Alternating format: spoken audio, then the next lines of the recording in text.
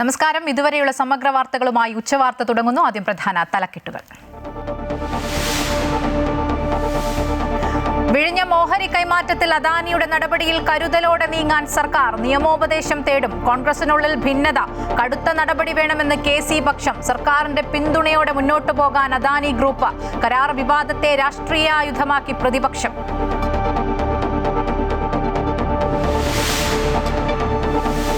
പൊതുമേഖലയിലേതുൾപ്പെടെ ഒഴിവുകൾ PSCക്ക് റിപ്പോർട്ട് ചെയ്യാൻ സംസ്ഥാന സർക്കാരിന്റെ അന്ത്യശാസനം. 3 ആഴ്ചയ്ക്കുള്ളിൽ കണക്ക് സമർപ്പിക്കാൻ വകുപ്പ് മേധാവികൾക്ക് നിർദ്ദേശം.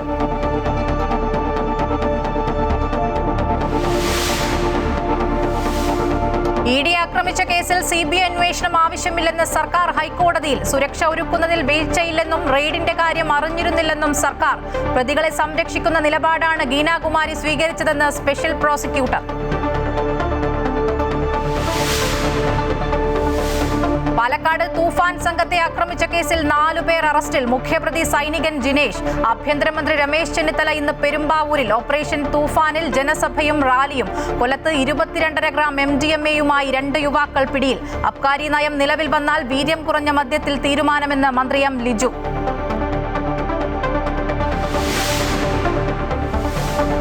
അച്ചൻകോവിലെ ആദിവാസി കുടുംബത്തിന്റെ ദുരവസ്ഥയിൽ മനുഷ്യാവകാശ കമ്മീഷൻ സ്വമേധയാ കേസെടുത്തു. DMO, പട്ടികവർഗ വികസന വകുപ്പ് ഡയറക്ടർ, ജില്ലാ സാമൂഹിക നീതി ഓഫീസർ എന്നിവരോട് റിപ്പോർട്ട് തേടി. ഈ മാസം 27-ന് കൊല്ലം കലക്ടറേറ്റിൽ ഹാജരാകാനും നിർദ്ദേശം. ആവേശകരമായ മത്സരത്തിനൊടുവിൽ ക്രൊയേഷ്യയെ തോൽപ്പിച്ച് പോർച്ചുഗൽ പ്രീ ക്വാർട്ടറിൽ. ജയം 1-2 ഗോളുകൾക്ക്. വിജയ ഗോളുകൾ നേടിയത് റൊണാൾഡോയും റാമോസും. ഓസ്ട്രിയയെ തകർത്ത് സ്പെയിനും അൾജീരിയയെ തോൽപ്പിച്ച് സ്വിറ്റ്സർലൻഡും പ്രീ ക്വാർട്ടറിൽ. അർജന്റീന രാത്രി 3:30 കേപ്പ് വെർദയെ നേരിടും. ED ഉദ്യോഗസ്ഥരെ CPM-കാർ ആക്രമിച്ച കേസിൽ CBI അന്വേഷണം വേണമെന്ന ആവശ്യം ഹൈക്കോടതി തള്ളി. നിലവിലെ അന്വേഷണത്തിൽ ഇടപെടാനാകില്ലെന്ന കോടതി. അന്വേഷണം കാര്യക്ഷമമാണെന്ന് ചൂണ്ടിക്കാട്ടി സംസ്ഥാന സർക്കാരും ഹർജിയെ എതിർത്തിരുന്നു. അഡ്വക്കേറ്റ് രാജേഷ് ഉണ്ട് കൂടുതൽ വിവരങ്ങളുമായി. രാജേഷ്, CBI അന്വേഷണം എന്ന ആവശ്യം ഹൈക്കോടതി തള്ളിയിരിക്കുകയാണ്. വിവരങ്ങൾ. ഇപ്പോഴത്തെ അന്വേഷണം ശരിയായ രീതിയിലല്ല. അതുകൊണ്ട് തന്നെ CBI അന്വേഷണം വേണം എന്നാവശ്യപ്പെട്ട ഒരു അഭിഭാഷകനാണ് ഹൈക്കോടതിയെ സമീപിച്ചത്. എന്നാൽ സംസ്ഥാന സർക്കാർ ഇതിനെ ശക്തമായി എതിർത്തിരുന്നു. അന്വേഷണം കാര്യക്ഷമമായി തന്നെ പോകുന്നുണ്ട്. ഇതുവരെയുള്ള അന്വേഷണത്തിൽ ഇപ്പോൾ അറസ്റ്റ് ചെയ്തിട്ടുള്ള പ്രതികൾ ഒരാൾക്ക് മാത്രമേ ജാമ്യം ലഭിച്ചുള്ളൂ. ബാക്കി ആ ജാമ്യം റദ്ദാക്കാൻ തന്നെ സർക്കാർ ഹൈക്കോടതി സമീപിച്ചിട്ടുണ്ട്. ബാക്കിയുള്ള പ്രതികളെല്ലാം ജയിലിലുണ്ട്. അവരുടെ ഇതിൽ മറ്റ് ഗൂഢാലോചനയും കൂടി അന്വേഷിച്ചുകൊണ്ടിരിക്കുകയാണ്. EDക്കും ഇക്കാര്യത്തിൽ അന്വേഷണം പോരാ എന്നുള്ളൊരു പരാതിയില്ല.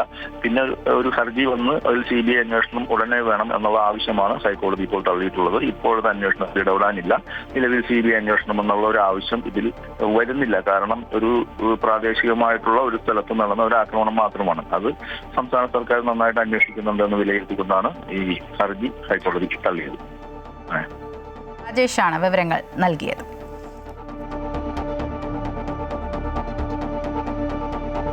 ED ഉദ്യോഗസ്ഥരെ ആക്രമിച്ച കേസിൽ മുൻ പ്രോസിക്യൂട്ടർ ഗീനാകുമാരിക്കെതിരെ വീണ്ടും പോലീസ്. തിരുവനന്തപുരം ജില്ലാ സെഷൻസ് കോടതിയിൽ പ്രതികളുടെ ജാമ്യ ഹർജി പരിഗണിക്കുമ്പോഴാണ് ഗീനാകുമാരിക്കെതിരെ പോലീസ് രംഗത്ത് വന്നത്. പ്രതികളെ സംരക്ഷിക്കുന്ന നിലപാട് മുൻ പ്രോസിക്യൂട്ടർ സ്വീകരിച്ചുവെന്ന് പോലീസിന് വേണ്ടി ഹാജരായ സ്പെഷ്യൽ പ്രോസിക്യൂട്ടർ കോടതിയിൽ പറഞ്ഞു.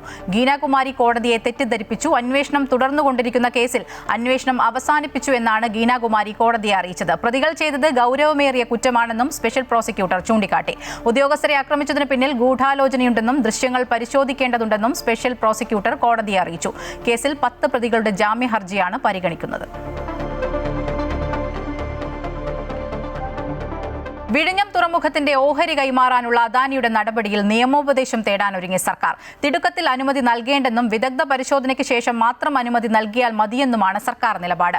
വിഴിഞ്ഞം ഓഹരി കൈമാറ്റത്തിൽ കോൺഗ്രസിലും ഭിന്നത രൂക്ഷമാണ്. അദാനിക്കെതിരെ കടുത്ത നിലപാട് സ്വീകരിക്കണമെന്നാണ് KC വിഭാഗത്തിന്റെ ആവശ്യം. കരാർ വിവാദത്തെ പ്രതിപക്ഷവും രാഷ്ട്രീയ ആയുധമാക്കുകയാണ്. അദാനിയോട് സർക്കാർ സ്വീകരിക്കുന്ന നിലപാടിലാണ് കോൺഗ്രസിലെ അഭിപ്രായ വ്യത്യാസം. വിഷയത്തിൽ കടുത്ത നടപടി സ്വീകരിക്കണമെന്ന നിലപാടിലാണ് KC വിഭാഗം. കേരളം ഭരിക്കുന്നത് BJP സർക്കാർ അല്ലെന്ന് KC കഴിഞ്ഞ ദിവസം പ്രതികരിച്ചിരുന്നു. BJP ഭരിക്കുന്ന സംസ്ഥാനങ്ങളിൽ അദാനി പറയുന്നത് പോലെയാണ് കാര്യങ്ങൾ നടക്കുകയെന്നും KC ചൂണ്ടിക്കാട്ടിയിരുന്നു. KC ശക്തമായ നിലപാട് എടുത്തതിന് പിന്നാലെയാണ് മുഖ്യമന്ത്രി അദാനിക്ക് അതൃപ്തി അറിയിച്ച് കത്തയച്ചത്. വിഷയത്തിൽ തുടക്കത്തിൽ തന്നെ ശക്തമായ നിലപാട് സ്വീകരിച്ചത് മുഖ്യമന്ത്രി എന്നാണ് സതീശൻ അനുകൂലികൾ പറയുന്നത്. അതേസമയം വിഴിഞ്ഞം തുറമുഖത്തിന്റെ ഓഹരി കൈമാറാനുള്ള അദാനിയുടെ നടപടിയിൽ നിയമോപദേശം തേടാനാണ് സർക്കാരിന്റെ തീരുമാനം. വിദഗ്ധ സംഘം പരിശോധന നടത്തുകയും ചെയ്യും. കരാറിന് അതിവേഗം അനുമതി നൽകേണ്ടതില്ല എന്നതാണ് സർക്കാരിന്റെ ഇപ്പോഴത്തെ നിലപാട്. കരാർ വിവാദം സർക്കാരിനെതിരായിട്ടുള്ള രാഷ്ട്രീയ ആയുധമാക്കി മുന്നോട്ടു പോകാനാണ് പ്രതിപക്ഷത്തിന്റെ തീരുമാനം. അമൃത ന്യൂസ്, തിരുവനന്തപുരം. വിഴിഞ്ഞം വിഷയത്തിൽ മുഖ്യമന്ത്രി നിയമസഭയിൽ കാര്യങ്ങൾ വ്യക്തമാക്കിയിട്ടുണ്ടെന്ന് മന്ത്രി സണ്ണി ജോസഫ്. കരാറിൽ പോരായ്മയുണ്ടെങ്കിൽ പരിഹരിക്കുമെന്ന് മുഖ്യമന്ത്രി സഭയിൽ ഉറപ്പു നൽകിയിട്ടുള്ളതാണ്. ക്രിമിനലുകൾ പങ്കെടുത്ത കെ സുധാകരന്റെ നേതൃത്വത്തിൽ നടന്ന യോഗം തൂഫാനുമായി ബന്ധപ്പെട്ടതാണോ എന്ന് പരിശോധിക്കേണ്ടതുണ്ട്. കെ സുധാകരൻ അങ്ങനെ ഒരു മീറ്റിംഗും വിളിക്കുമെന്ന് കരുതുന്നില്ല. ആരൊക്കെയോ അദ്ദേഹത്തെ പോയി കണ്ടതാണെന്നും സണ്ണി ജോസഫ് പറഞ്ഞു. മുഖ്യമന്ത്രി അത് സംബന്ധിച്ച് നിയമസഭയിൽ കാര്യങ്ങൾ വ്യക്തമാക്കിയിട്ടുണ്ട്. ഗവൺമെൻറ് നയം കൃത്യമായിട്ട് പറഞ്ഞിട്ടുണ്ട്. ആ കാര്യങ്ങൾ പ്രതിപക്ഷത്തിനും ബോധ്യപ്പെട്ട കാര്യമാണ്. പിന്നെ ഒന്നും പറയാനില്ലാത്തതുകൊണ്ടാണ് ഇപ്പോൾ പ്രതിപക്ഷ നേതാവ് എന്തെങ്കിലും പറയുന്നത്. മുഖ്യമന്ത്രി വളരെ വ്യക്തമായി പറയുന്നുണ്ട്, സർക്കാരിൻ്റെ അറിവോ സമ്മതമോ ഇല്ലാതെ അങ്ങനെ ഒരു ഏർപ്പാട് പാടില്ല എന്ന് കൃത്യമായിട്ട് മുഖ്യമന്ത്രി നിയമസഭയിൽ തന്നെ വ്യക്തമാക്കി. ആഭ്യന്തരമന്ത്രി തന്നെ ആ കാര്യത്തിൽ നയം വ്യക്തമാക്കിയിട്ടുണ്ട്. അത് അങ്ങനത്തെ ഒരു മീറ്റിംഗ് ആണോ എന്ന് പരിശോധിക്കേണ്ടതായിട്ടുണ്ട്. വിഴിഞ്ഞം കരാർ സംബന്ധിച്ച് മുഖ്യമന്ത്രി നിയമസഭയിൽ വ്യക്തമായി മറുപടി പറഞ്ഞിട്ടുണ്ടെന്ന് മന്ത്രി പി കെ കുഞ്ഞാലിക്കുട്ടി. പഴയ മുഖ്യമന്ത്രിക്ക് തങ്ങളെക്കാൾ കൂടുതൽ കാര്യങ്ങൾ അറിയാമെന്നും കുഞ്ഞാലിക്കുട്ടി പറഞ്ഞു. വിഴിഞ്ഞം പോർട്ട് കൊണ്ടുവന്നത് തങ്ങളാണ്. പിന്നീടുള്ള കാലം മറ്റൊരു സർക്കാരാണ് ഭരണം നടത്തിയത്. അതുകൊണ്ട് കരാറിൽ എന്തൊക്കെയാണുള്ളതെന്ന് അവർക്കാണ് അറിയുക. പദ്ധതിയുമായി ബന്ധപ്പെട്ട ഫയലുകളൊക്കെ ഒന്ന് നോക്കട്ടെ എന്നും കുഞ്ഞാലിക്കുട്ടി പ്രതികരിച്ചു. അതിൻ്റെ ഇൻഫർമേഷൻ ഞങ്ങൾക്കിപ്പോൾ വന്നേ ഉള്ളൂ. ഞങ്ങളോട് ഔദ്യോഗികമായി ഒന്നും ബന്ധപ്പെട്ടിട്ടില്ല എന്നുള്ളത് മുഖ്യമന്ത്രി ക്ലിയർ. അത് പറഞ്ഞു കഴിഞ്ഞാൽ ഇനി ബന്ധപ്പെട്ടതിന് ശേഷമുള്ള കാര്യങ്ങൾ ഗുണമാണോ ദോഷമാണോ, അതല്ല അത് രാജ്യരക്ഷയ്ക്ക് വേറെ വല്ല പ്രശ്നങ്ങളുണ്ടോ, അതല്ല ഇത് ഈ കരാറിൽ ഉണ്ട് എന്നവർ പറയുന്നുണ്ട്, അതുണ്ടോ ഇല്ലേ, എല്ലാ കാര്യങ്ങളും പരിശോധിച്ചിട്ട് മറുപടി പറയാം എന്ന് ഫ്ലോറിൽ ക്ലിയറായിട്ട് ഈ വിഷയം വന്നപ്പോൾ തന്നെ പുതിയ മുഖ്യമന്ത്രി പറഞ്ഞതാണ്. പഴയ മുഖ്യമന്ത്രിക്കും അവിടെ ഇരിക്കുന്നവർക്ക് ഇതിൻ്റെ കാര്യങ്ങൾ ഞങ്ങളെക്കാൾ കൂടുതൽ അറിയാമല്ലോ. കാരണം ഇപ്പോൾ 10 വർഷം അധികാരത്തിൽ അവരായിരുന്നില്ലേ. ഈ നമ്മളെ പോർട്ട് അദാനി പോർട്ട് തിരുവനന്തപുരം നമ്മൾ വിഴിഞ്ഞം പോർട്ട് കൊണ്ടുവന്നത് ഞങ്ങളാണ്. സംസ്ഥാന സർക്കാർ വകുപ്പുകളിലെയും പൊതുമേഖലാ സ്ഥാപനങ്ങളിലെയും ഒഴിവുകൾ PSCക്ക് റിപ്പോർട്ട് ചെയ്യാൻ സർക്കാരിന്റെ അന്ത്യശാസനം. വകുപ്പ് മേധാവികൾക്കാണ് നിർദ്ദേശം നൽകിയിരിക്കുന്നത്. 3 ആഴ്ചയ്ക്കുള്ളിൽ ഒഴിവുകളുടെ കണക്ക് സമർപ്പിക്കണമെന്നാണ് നിർദ്ദേശം. PSC നിയമനങ്ങളുടെ മെല്ലെപ്പോക്കിൽ വ്യാപക വിമർശനം ഉയരുന്ന പശ്ചാത്തലത്തിലാണ് കർശന നിർദ്ദേശവുമായി സർക്കാർ രംഗത്തു വരുന്നത്. ആരോഗ്യ വകുപ്പിലും വിദ്യാഭ്യാസ വകുപ്പിലും ആയുഷ് വകുപ്പിലും വിവിധ ക്ഷേമനിധി വകുപ്പിലും ഒട്ടേറെ ഒഴിവുകളാണ് റിപ്പോർട്ട് ചെയ്യാനുള്ളത്. ഇതുമൂലം പല വകുപ്പുകളിലും പ്രതിസന്ധി ഉടലെടുക്കുകയാണ്. PSC റാങ്ക് ഹോൾഡേഴ്സ് നൽകിയ നിവേദനത്തിന്റെ അടിസ്ഥാനത്തിൽ ആരോഗ്യവകുപ്പിലെ ഒഴിവുകൾ അടിയന്തരമായി PSCക്ക് റിപ്പോർട്ട് ചെയ്യാൻ മന്ത്രി കെ മുരളീധരൻ കഴിഞ്ഞ ദിവസം നിർദ്ദേശിച്ചിരുന്നു. പരാതികൾ വിവിധ കോണുകളിൽ നിന്ന് ഉയർന്നതോടെയാണ് അന്ത്യശാസനയുമായി സർക്കാർ രംഗത്ത് വന്നത്. സർക്കാർ വകുപ്പുകളിലെയും പൊതുമേഖലാ സ്ഥാപനങ്ങളിലെയും ഒഴിവുകൾ അടിയന്തരമായി PSCക്ക് റിപ്പോർട്ട് ചെയ്യാനാണ് നിർദ്ദേശം. വകുപ്പ് മേധാവികൾക്കാണ് ഇത് സംബന്ധിച്ച് ഉത്തരവ് നൽകിയിരിക്കുന്നത്. ഒഴിവുകളുടെ കണക്കുകൾ 3 ആഴ്ചയ്ക്കകം സമർപ്പിക്കണമെന്നും നിർദ്ദേശമുണ്ട്. വീഴ്ച വരുത്തുന്ന ഉദ്യോഗസ്ഥർക്കെതിരെ കർശന നടപടിയെടുക്കുമെന്നും മുന്നറിയിപ്പുണ്ട്. അമൃത ന്യൂസ്, തിരുവനന്തപുരം. കശുവണ്ടി അഴിമതി കേസിൽ INTUC സംസ്ഥാന അധ്യക്ഷൻ R ചന്ദ്രശേഖരനെ പ്രോസിക്യൂട്ട് ചെയ്യാൻ അനുമതി നൽകിയ സർക്കാർ ഉത്തരവിനെ ചൊല്ലി വിവാദം കത്തുന്നു. ഹൈക്കോടതിയുടെ നിർബന്ധം കൊണ്ടാണ് അനുമതി നൽകുന്നതെന്ന് ഉത്തരവിൽ എഴുതിയത് പ്രതികളെ സഹായിക്കാനെന്നാണ് ആക്ഷേപം.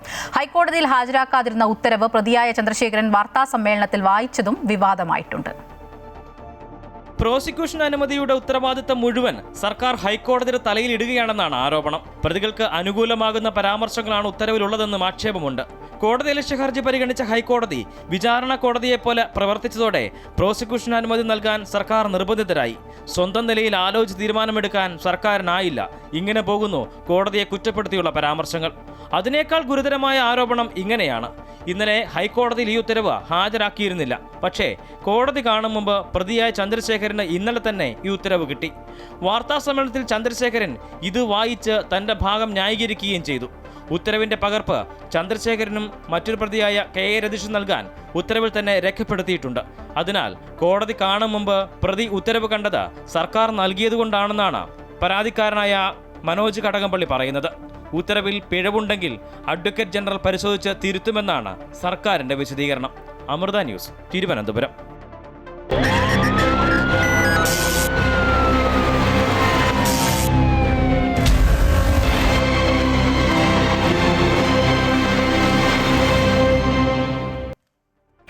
കേരളത്തിൽ അന്താരാഷ്ട്ര മയക്കുമരുന്ന് മാഫിയ സജീവമാണെന്നും ലഹരി നിർമ്മാർജ്ജനം ചെയ്യാൻ വളരെയധികം സമയമെടുക്കുമെന്നും ആഭ്യന്തര വകുപ്പ് മന്ത്രി രമേശ് ചെന്നിത്തല. നിലവിൽ സംസ്ഥാനത്ത് ലഹരി വ്യാപനം ശക്തമാണ്. ഇതിനെതിരെ പോലീസ് നടത്തുന്ന ഓപ്പറേഷൻ തൂഫാൻ തുടരുമെന്നും അദ്ദേഹം വ്യക്തമാക്കി. നമ്മൾ ഇതിനകം തന്നെ 5600-ലധികം ആളുകളെ അറസ്റ്റ് ചെയ്തു. 4500-ലധികം കേസുകൾ രജിസ്റ്റർ ചെയ്തു. അതോടൊപ്പം തന്നെ 70 കോടി രൂപയുടെ മയക്കുമരുന്നാണ് നമ്മൾ പിടിച്ചെടുത്തത്. ഏതാണ്ട് 50-ലധികം ആളുകളെ നമ്മൾ ആശുപത്രിയിലാക്കി റീഹാബിലിറ്റേഷനും ഭാഗമായി. അപ്പം അങ്ങനെ ഈ ലോബി വളരെ ശക്തമാണ്. വർഷങ്ങളായി ഈ ലോബി പ്രവർത്തിച്ചുകൊണ്ടിരിക്കുകയാണ്. അപ്പം അതുകൊണ്ട് അവരെ നിർമ്മാർജ്ജനം ചെയ്യണമെങ്കിൽ സമയമെടുക്കും. അതിനുവേണ്ടി കേരളത്തിലെ പോലീസ് ഉദ്യോഗസ്ഥന്മാർ വളരെ ആത്മാർത്ഥമായിട്ടാണ് ഇപ്പം പ്രവർത്തിച്ചുകൊണ്ടിരിക്കുന്നത്. പെരുമ്പാവൂരിനെ ലഹരിമുക്തമാക്കാൻ ജനകീയ ക്യാമ്പയിനുമായി ആഭ്യന്തര വകുപ്പ്. ആഭ്യന്തരമന്ത്രി രമേശ് ചെന്നിത്തല പെരുമ്പാവൂരിൽ നടക്കുന്ന ജനകീയ ബോധവൽക്കരണ പരിപാടിയിൽ പങ്കെടുക്കും. അതിഥി തൊഴിലാളികളെ മറയാക്കി ലഹരി വിതരണം വർദ്ധിക്കുന്ന സാഹചര്യത്തിൽ ജനകീയ ചെറുത്തുനിൽപ്പുകൾക്ക് പിന്തുണ നൽകുന്നതിനാണ് മന്ത്രി നേരിട്ടെത്തുന്നത്. പെരുമ്പാവൂർ ബോയ്സ് ഹൈസ്കൂളിൽ നിന്ന് ഉച്ചയ്ക്ക് 2:30 ആരംഭിക്കുന്ന ലഹരി വിരുദ്ധ ബഹുജന റാലി രമേശ് ചെന്നിത്തല നയിക്കും. കൂടാതെ പെരുമ്പാവൂർ ഫാസ് ഓഡിറ്റോറിയത്തിൽ വ്യാപാരി വ്യവസായികൾ, സാമുദായിക സാമൂഹിക നേതാക്കൾ, ലഹരി വിരുദ്ധ പ്രവർത്തകർ, വിദ്യാർത്ഥികൾ തുടങ്ങിയവരുമായി മുഖാമുഖവും നടത്തും. പാലക്കാട് തൂഫാൻ സംഘത്തെ ആക്രമിച്ച കേസിൽ 4 പേർ അറസ്റ്റിൽ. കേസിലെ മുഖ്യപ്രതി ജിനേഷ് സൈനികനാണ്. അവധിക്ക് നാട്ടിലെത്തിയതായിരുന്നു ജിനേഷ്. ഓപ്പറേഷൻ തൂഫാൻ പരിശോധനയ്ക്കിടെ കഴിഞ്ഞ ദിവസം ഹേമാംബിക നഗർ പോലീസ് സ്റ്റേഷനിലെ ഉദ്യോഗസ്ഥർക്ക് നേരെയാണ് ആക്രമണമുണ്ടായത്. വനിതാ പോലീസ് ഉദ്യോഗസ്ഥ ഉൾപ്പെടെ 3 പേർക്ക് പരിക്കേറ്റിരുന്നു. ഓപ്പറേഷൻ തൂഫാന്റെ ഭാഗമായി സിറ്റി ഡാൻസ് ഓഫ് നടത്തിയ പരിശോധനയിൽ MDMAയുമായി 2 യുവാക്കൾ പിടിയിൽ. കൊല്ലം മയത്തിൽ സ്വദേശി മുഹമ്മദ് നബീൻ, കല്ലുംതാഴം സ്വദേശി മുഹമ്മദ് അലി എന്നിവരെയാണ് അറസ്റ്റ് ചെയ്തത്. മുഹമ്മദ് നബീന്റെ വീട്ടിൽ നടത്തിയ പരിശോധനയിൽ 22 ഗ്രാമിലധികം MDMA, ലഹരിമരുന്ന് തൂക്കാൻ ഉപയോഗിക്കുന്ന ഡിജിറ്റൽ ത്രാസ്, MDMA ഉപയോഗിക്കുന്ന ഉപകരണങ്ങൾ, വിൽപ്പനയിലൂടെ ലഭിച്ചതായി കരുതുന്ന പണം എന്നിവ പോലീസ് പിടിച്ചെടുത്തു. സിറ്റി പോലീസ് കമ്മീഷണർക്ക് ലഭിച്ച രഹസ്യ വിവരത്തിന്റെ അടിസ്ഥാനത്തിലായിരുന്നു പരിശോധന. ജില്ലയിൽ ലഹരി വ്യാപനത്തിനെതിരെ നടപ്പാക്കുന്ന ഓപ്പറേഷൻ തൂഫാൻ നടപടികളുടെ ഭാഗമായാണ് സിറ്റി ഡാൻസ് ഓഫ് സംഘം പ്രതികളെ പിടികൂടിയത്. അബ്കാരി നയം നിലവിൽ വന്നാലേ വീര്യം കുറഞ്ഞ മദ്യത്തിലെ തീരുമാനമുണ്ടാകൂ എന്ന് മന്ത്രി M. ലിജു. CPM-നെ പോലെ കോൺഗ്രസിൽ ഏകാധിപതികളില്ല. കോൺഗ്രസിലെ നേതാക്കൾക്ക് സർക്കാർ തീരുമാനങ്ങളിൽ ആശങ്കകൾ പറയാം. 3 തവണ തോറ്റിട്ടാണ് താൻ ജയിച്ചു കയറിയത്. അതിനാൽ തന്നെ ഇപ്പോൾ കിട്ടിയ അവസരത്തെ കണ്ണിലെ കൃഷ്ണമണി പോലെ കാത്തു സൂക്ഷിക്കുമെന്നും മന്ത്രി പറഞ്ഞു. അബ്കാരി പോളിസി സാധാരണ രീതിയിൽ നിലവിൽ വരേണ്ടത് ഏപ്രിൽ മാസത്തിലാണ്. അതോടെ മനസ്സിലായി. പക്ഷെ കഴിഞ്ഞ തവണ LDF ഗവൺമെൻറ് കാലഘട്ടത്തിൽ 8 മാസങ്ങൾക്ക് ശേഷമാണ് അബ്കാരി പോളിസി നിലവിൽ വന്നത്. ഈ ഗവൺമെൻറ് അധികാരത്തിൽ വന്നതെന്നാണ് മെയ് മാസം 18-ാം തീയതിയാണ് ഈ ഗവൺമെൻറ് അധികാരത്തിൽ വന്നത്. അപ്പോൾ ഏപ്രിൽ മാസത്തിലെ അബ്കാരി പോളിസി ഈ ഗവൺമെൻറ് ഉണ്ടാക്കാൻ പറ്റുമോ? ഞങ്ങൾ ഈ ഗവൺമെൻറ് അധികാരത്തിൽ വന്നു. ഞങ്ങൾ ഈ മാസം എന്ത് ചെയ്തു? അബ്കാരി പോളിസിക്കുള്ള ചർച്ച ആരംഭിക്കുന്നു. അബ്കാരി പോളിസി നിലവിൽ വരും. അബ്കാരി പോളിസി നിലവിൽ വന്നതിന് ശേഷം എന്ത് സംഭവിക്കും?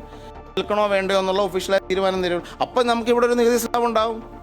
മനസ്സിലായോ? വിൽക്കണമെങ്കിൽ നികുതി സ്ലാബ് ഉണ്ട്, വിൽക്കുന്നില്ലെങ്കിൽ നിലവിലില്ല. അതല്ലേ പറഞ്ഞിട്ടുള്ളൂ. സർക്കാരിന്റെ മദ്യനയത്തെ വിമർശിച്ച് മാർത്തോമ സഭാ അധ്യക്ഷൻ തിയഡോഷ്യസ് മാർത്തോമ മെത്രാപ്പൊലീത്ത. മദ്യം പൂർണ്ണമായും വർജിക്കുകയാണ് സഭയുടെ ലക്ഷ്യം. ഒരുതരം ലഹരിയും സമൂഹത്തിൽ ഉണ്ടാവാൻ പാടില്ല എന്നും വീര്യം കുറഞ്ഞ മദ്യത്തിന് നികുതി കുറച്ചത് അംഗീകരിക്കാൻ കഴിയില്ല എന്നും മെത്രാപ്പൊലീത്ത പറഞ്ഞു. ആഭ്യന്തരമന്ത്രി രമേശ് ചെന്നിത്തലയെ വേദിയിലിരുത്തിയായിരുന്നു സഭാ അധ്യക്ഷന്റെ വിമർശനം. മലങ്കര മാർത്തോമ സുറിയാനി സഭ മദ്യത്തിന് എതിരാണ്. അതുകൊണ്ട് തന്നെ വീര്യം കുറഞ്ഞതായിട്ടുള്ള മദ്യമെന്നോ വയസ്സ് കുറഞ്ഞതായിട്ടുള്ള ആളുകൾക്ക് മാത്രമേ മദ്യം കൊടുക്കുകയുള്ളൂ എന്നൊക്കെ പറയുന്നത് ഒന്നും തന്നെ സ്വീകരിക്കുന്നതിനായിട്ട് സാധിക്കുകയില്ല. മദ്യരഹിത കേരളമായിട്ട് തീരണം എന്നതാണ് ഈ സഭയുടെ ആഗ്രഹം. ഇവിടെ വന്നിരിക്കുന്നതായിട്ടുള്ള നിങ്ങളുടെ എല്ലാവരുടെയും താല്പര്യം അതായിരിക്കും എന്നത് ഞാൻ വിചാരിക്കുകയും ചെയ്യുന്നു. ലഹരിയോട് നോ പറയുന്നതായിട്ടുള്ള ഒരു സ്വഭാവം നമ്മുടെ ജീവിതത്തിൽ ഉണ്ടാവണം. 2 ചെറിയ വാക്കുകളാണ് നോ എന്നും മദ്യം പറയുക എന്നുള്ളത്. ഇത് രണ്ടും പറയുവാൻ്റെ കൊണ്ടാ പഠിക്കുന്നുണ്ട് എന്നൊരിക്കൽ ജീവിതത്തിൽ ശ്രേഷ്ഠരായിട്ട് തീരും എന്നത് മനസ്സിലാക്കുവാനായിട്ട് കഴിയുന്നുണ്ട്. സർക്കാരിന്റെ മദ്യനയത്തിനെതിരെ BJP പ്രതിഷേധ പ്രകടനം നടത്തി. പ്രതീകാത്മകമായി മുഖ്യമന്ത്രി VD സതീശനെ ചങ്ങലക്കിട്ടായിരുന്നു കോഴിക്കോട് നടന്ന പ്രതിഷേധം. ശേഷം മദ്യമൊഴിച്ച് VD സതീശന്റെ കോലം കത്തിച്ചു. BJP സിറ്റി ജില്ലാ പ്രസിഡന്റ് അഡ്വക്കേറ്റ് പ്രകാശ് ബാബു പ്രതിഷേധ പ്രകടനം ഉദ്ഘാടനം ചെയ്തു.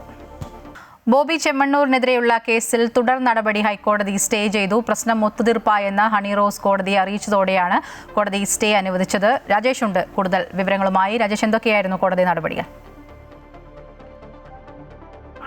ഇതിൽ വളരെ വിവാദം ഉണ്ടാക്കിയ ഒരു സോഷ്യൽ മീഡിയയിലും മറ്റ് മാധ്യമങ്ങളിലും ഒക്കെ വലിയ ഒരു വാർത്തയായ ഒരു സംഭവമായിരുന്നു ബോബി ചെമ്മണ്ണൂരും ഹണി റോസും തമ്മിലുള്ള പ്രശ്നം. അതിൽ ബോബി ചെമ്മണ്ണൂർ ജയിലിൽ പോവേണ്ടി വന്നിട്ടുണ്ട്. ഹണി റോസിനാണെങ്കിലും പിന്നീട് തുടർന്നുള്ള ജീവിതത്തിൽ ഒരുപാട് സൈബർ ബുള്ളിങ് ഒക്കെ നേരിടേണ്ടി വന്നിട്ടുണ്ട്. ഏതായാലും ഇതിന്റെയൊക്കെ ഒരു പരിസമാപ്തി എന്നുള്ള രീതിയിൽ അത് സെൻട്രൽ പോലീസ് ഹണി റോസിന്റെ പരാതിയിൽ കേസെടുക്കുകയും ആ കേസിന്റെ തുടർ നടപടികൾ കുറ്റപത്രം ഫയൽ ചെയ്തിട്ടും ബാക്കിയുള്ള കാര്യങ്ങളെല്ലാം കോടതിയിൽ മജിസ്ട്രേറ്റ് കോടതിയിൽ നടക്കുകയുമാണ്. ഈ സാഹചര്യത്തിലാണ് കഴിഞ്ഞ ദിവസം ബോബി ചെമ്മണ്ണൂർ ഒരു മാപ്പപേക്ഷയുമായി സോഷ്യൽ മീഡിയയിലൊക്കെ വന്നിരുന്നു. അത് സ്വീകരിച്ചു എന്ന് ഹണി റോസിന്റെ പ്രസ്താവനയൊക്കെ വന്നിരുന്നു. ഇതേ തുടർന്നാണ് ഹൈക്കോടതിയിൽ ഈ പ്രശ്നം പറഞ്ഞ് ഒത്തുതീർപ്പാക്കി എന്ന ഒരു സത്യവാങ്മൂലം ഹണി റോസിന്റെ ഇതായിട്ട് ഫയൽ ചെയ്തത്. അങ്ങനെ ചെയ്യുമ്പോൾ അതിന്റെ പ്രൊസീജിയർ നടപടിക്രമം എന്ന് പറഞ്ഞാൽ കോടതി ആ സത്യവാങ്മൂലം സ്വീകരിച്ച ശേഷം അതിന്റെ വിശദമായ റിപ്പോർട്ട് പോലീസ് സ്റ്റേഷനിലേക്ക് കൺസേൺഡ് പോലീസ് സ്റ്റേഷനിലേക്ക് അയച്ച് ചോദിക്കും. പോലീസ് റിപ്പോർട്ട് കൂടി പരിഗണിച്ചാണ് ഇപ്പോൾ ഈ കേസ് റദ്ദാക്കുന്നത്. അപ്പൊ ആ അടുത്ത നടപടിയിലെ കേസ് തന്നെ ഇല്ലാതാവും. കേസ് ഹൈക്കോടതിക്ക് വാഷ് ചെയ്യും. അതിന് ഹൈക്കോടതിക്ക് മാത്രം അധികാരമുണ്ട്. അതിന്റെ നടപടിക്രമങ്ങളും ആണ് ഇപ്പോൾ നടക്കുന്നത്. ഏതായാലും ഈ ആ ഒരു സത്യവാങ്മൂലം വന്നതുകൊണ്ട് ഇരുവർക്കും പരാതിയില്ല, പരസ്പരം പറഞ്ഞു തീർത്തു എന്നുള്ള ഒരു സത്യവാങ്മൂലം വന്നതുകൊണ്ട് കോടതി ഇപ്പോൾ ഇതിന്റെ വിചാരണ നടപടികൾ സ്റ്റേ ചെയ്തിരിക്കുകയാണ്. അടുത്ത പോലീസ് റിപ്പോർട്ടും കൂടി വാങ്ങിയ ശേഷം ഈ കേസ് റദ്ദാക്കാനാണ് സാധ്യത. ശരി, അതാണ് ബോബി ചെമ്മണ്ണൂരിനെതിരെയുള്ള കേസിൽ തുടർ നടപടികളാണ് ഹൈക്കോടതി ഇപ്പോൾ സ്റ്റേ ചെയ്തിരിക്കുന്നത്. പ്രശ്നം ഒത്തുതീർപ്പായെന്ന് നടി ഹൈക്കോടതിയിൽ സത്യവാങ്മൂലം നൽകിയിരിക്കുകയാണ്. അതിന്റെ അടിസ്ഥാനത്തിലാണ് ഇപ്പോൾ കോടതി സ്റ്റേ അനുവദിച്ചത്. രാജേഷാണ് വിവരങ്ങൾ നൽകിയത്. വടകര കാഫിർ സ്ക്രീൻഷോട്ട് കേസിൽ ഡിവൈഎഫ്ഐ മുൻ നേതാവ് റിബേഷ് രാമകൃഷ്ണന്റെ മുൻകൂർ ജാമ്യാപേക്ഷ കോടതി മാറ്റിവെച്ചു. ഹർജി 7-ാം തീയതി പരിഗണിക്കും. കോഴിക്കോട് സെഷൻസ് കോടതിയാണ് ഹർജി പരിഗണിക്കാൻ മാറ്റിയത്.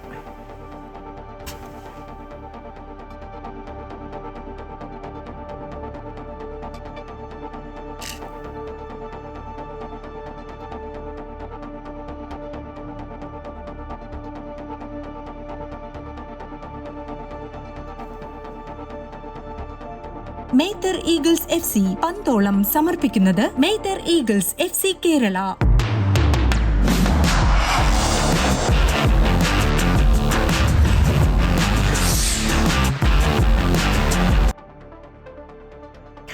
ആവേശകരമായ മത്സരത്തിനൊടുവിൽ ക്രൊയേഷ്യയെ 1-2 ഗോളുകൾക്ക് തോൽപ്പിച്ച് പോർച്ചുഗൽ ലോകകപ്പ് പ്രീ ക്വാർട്ടറിൽ. ഗോൾ രഹിതമായ ആദ്യ പകുതിക്ക് ശേഷം രണ്ടാം പകുതിയിലായിരുന്നു 3 ഗോളുകളും പിറന്നത്. ഇവാൻ പെരിസിച്ചിന്റെ ഗോളിലൂടെ ആദ്യം മുന്നിലെത്തിയത് ക്രൊയേഷ്യയായിരുന്നു. 68-ാം മിനിറ്റിൽ പെനൽറ്റിയിലൂടെ നായകൻ ക്രിസ്ത്യാനോ റൊണാൾഡോ പോർച്ചുഗലിനെ ഒപ്പം എത്തിച്ചു. പകരക്കാരനായി ഇറങ്ങിയ ഗോൺസാലോ റാമോസ് ആണ് ഇഞ്ചുറി ടൈമിൽ പോർച്ചുഗലിന്റെ വിജയ ഗോൾ നേടിയത്. കളിയുടെ അവസാന നിമിഷത്തെ ക്രൊയേഷ്യൻ ശ്രമം ഓഫ് സൈഡിൽ കലാശിച്ചു. മലബാറിൽ ഫുട്ബോൾ എന്നാൽ ഒരു വികാരമാണ്. ക്രൊയേഷ്യ പോർച്ചുഗൽ മത്സരത്തിൽ പോർച്ചുഗലിന്റെ വിജയത്തെ വലിയ ആവേശത്തോടെയാണ് ഫുട്ബോൾ പ്രേമികൾ കാണുന്നത്. കോഴിക്കോട്ടെ ഫുട്ബോൾ ആവേശത്തിലേക്ക്. കോഴിക്കോടിന് ഫുട്ബോൾ എന്നാൽ വലിയൊരു ലഹരി തന്നെയാണ്. ഇന്ന് ക്രൊയേഷ്യക്കെതിരെ പോർച്ചുഗൽ 1-2 ഗോളുകൾക്ക് അതിഗംഭീരമായ വിജയം നേടി പ്രീ ക്വാർട്ടറിലേക്ക് കടന്നിരിക്കുകയാണ്. കോഴിക്കോട് പോർച്ചുഗലിന്റെ 2 ആരാധകരുണ്ട്. കളിയൊക്കെ കഴിഞ്ഞിട്ടുണ്ട്. എങ്കിലും ഇവരുടെ ഒരു സന്തോഷ നിമിഷങ്ങൾ നമുക്ക് ചോദിക്കാം. എങ്ങനെ ഉണ്ടായിരുന്നു ഇന്നത്തെ കളി?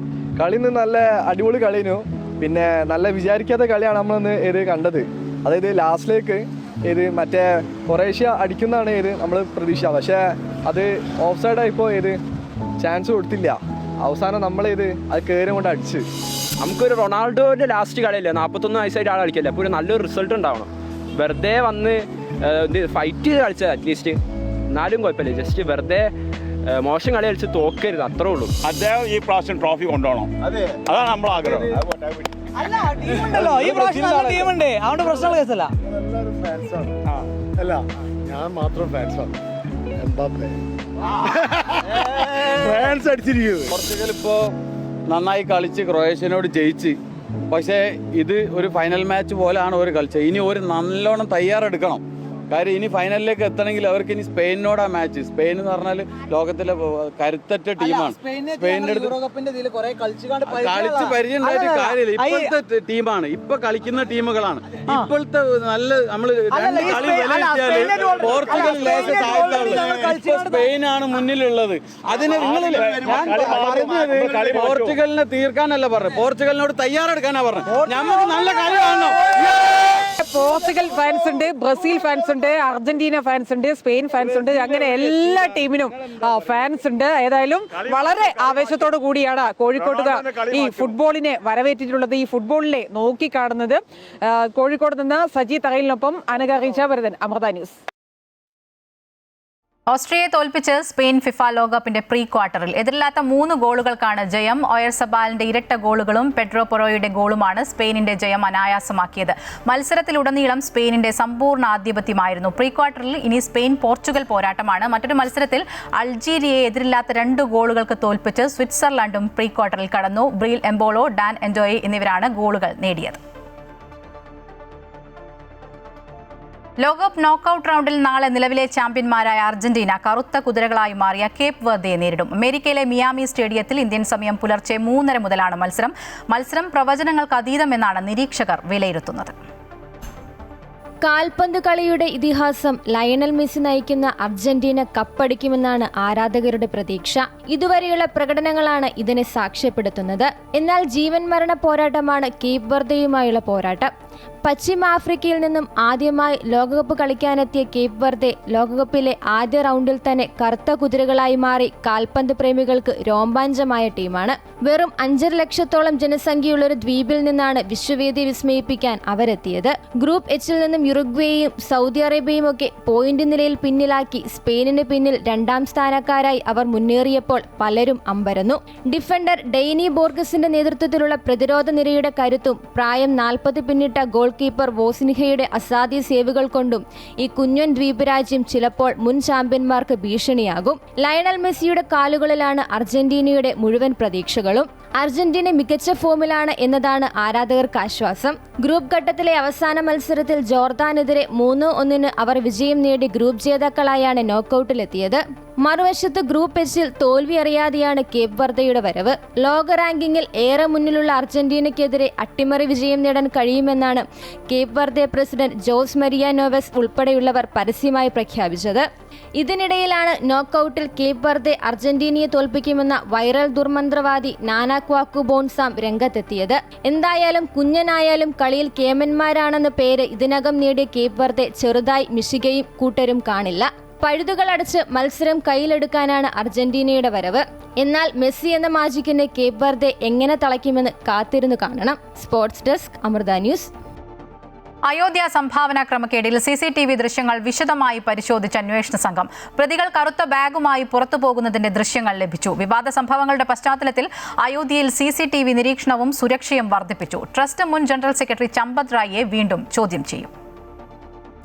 അയോധ്യ സംഭാവന ക്രമക്കേട് കേസിൽ പ്രതികളുമായി ബന്ധപ്പെട്ട കേന്ദ്രങ്ങളിലെ റെയ്ഡും CCTV ദൃശ്യങ്ങൾ കേന്ദ്രീകരിച്ചുള്ള പരിശോധനയും തുടരുകയാണ്. കഴിഞ്ഞ 45 ദിവസത്തെ CCTV ദൃശ്യങ്ങളിൽ നിന്ന് പ്രതികൾ ക്രമക്കേട് നടത്തി പുറത്തുപോകുന്നതിന്റെ നിർണായക ദൃശ്യങ്ങൾ ലഭിച്ചു എന്നാണ് റിപ്പോർട്ട്. CCTV ദൃശ്യങ്ങളുടെ അടിസ്ഥാനത്തിൽ പ്രതികളെ വീണ്ടും ജയിലിൽ ചോദ്യം ചെയ്യും. അവിനാശ് ശുക്ല ഉൾപ്പെടെയുള്ള പ്രതികളുമായി ബന്ധപ്പെട്ട സ്ഥലങ്ങളിൽ നടത്തിയ പരിശോധനയിൽ ഇതുവരെ 80 ലക്ഷത്തോളം രൂപ പോലീസ് കണ്ടെടുത്തിട്ടുണ്ട്. പ്രതികളുടെ വരുമാനത്തിൽ കവിഞ്ഞ സമ്പാദ്യവും അനധികൃത പണം, ഭൂമി ഇടപാടുകളും എൻഫോഴ്സ്മെന്റ് ഡയറക്ടറേറ്റ് അന്വേഷിച്ചേക്കും. CBI ഉൾപ്പെടെ കേന്ദ്ര ഏജൻസികളും അന്വേഷണത്തിന് എത്തും എന്നാണ് റിപ്പോർട്ട്. അയോധ്യയിൽ CCTV നിരീക്ഷണവും സുരക്ഷാ ക്രമീകരണങ്ങളും ശക്തമാക്കി. വിവാദങ്ങളുടെ പശ്ചാത്തലത്തിൽ രാജിവെച്ച ട്രസ്റ്റ് ജനറൽ സെക്രട്ടറി ചമ്പത് റായിയുടെ മൊഴി അന്വേഷണ സംഘം വീണ്ടും രേഖപ്പെടുത്തും.